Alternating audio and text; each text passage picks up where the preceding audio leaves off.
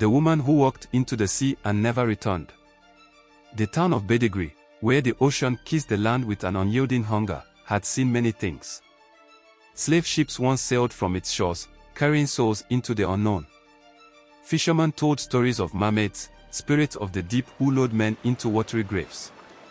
But never had the sea taken a woman as beautiful as Ifeoluwa.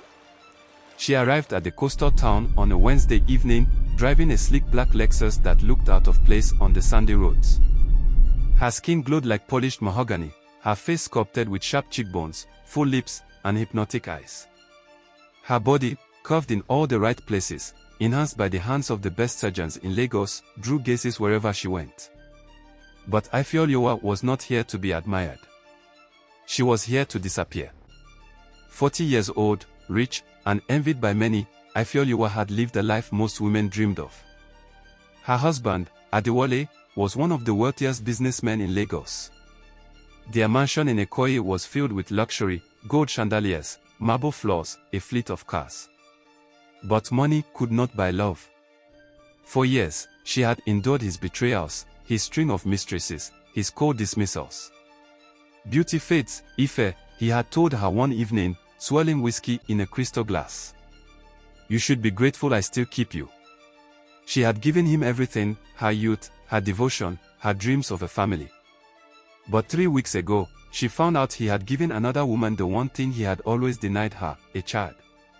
A younger woman. A woman whose womb had succeeded where hers had failed. That night, Ifeoluwa had stood before her bedroom mirror, staring at her reflection. She was still breathtaking, her body sculpted and perfect. Yet, for the first time, she saw herself as he must have seen her, a relic, a fading masterpiece. Something inside her shattered. She checked into a small inn by the beach, paying for a week up front. The owner, an old woman with milky eyes, studied her for a long moment before taking the money. The sea is hungry these days, she murmured. Ifeoluwa said nothing. Each morning, she walked along the shore, watching the waves roll in and retreat, as if the ocean itself was breathing. She let the salty wind tangle in her long, dark hair. She felt something calling to her in the rhythm of the tides, a whisper only she could hear. On the third night, she dreamt of Yemoja, the goddess of the sea. In the dream, the water parted, and a woman with dark skin and flowing hair like seaweed emerged. Come home, my child, the goddess whispered. Come to the waters where pain does not exist. Ifeoluwa woke up with tears on her face. She knew what she had to do. At dawn, she dressed in a white lace buba and iro, her feet bare against the cool sand. The ocean was wild this morning, waves crashing against the rocks as if sensing her arrival. A fisherman saw her from a distance and frowned. Women did not walk into the water dressed like that. Something about the way she moved, graceful, unhurried, made his stomach tighten. He paddled his canoe closer. Madam, he called out. Do you need help? She did not answer. The water reached her knees, then her waist. Madam, stop.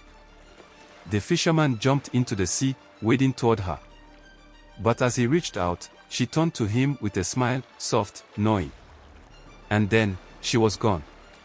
The town searched for days. Fishermen cast their nets, divers scoured the seabed, but Ifeoluwa had vanished without a trace. Some said she had drowned, lost to the merciless tides. Others swore they saw her at night, a figure standing at the shore, her white lace glistening under the moonlight. And then, the stories began.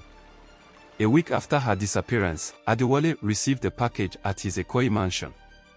Inside was a single pearl, perfectly round, glistening with an eerie glow. No note. No sender. That night, he dreamt of Ifeoluwa. She stood by the sea, her skin shimmering like water, her eyes no longer human.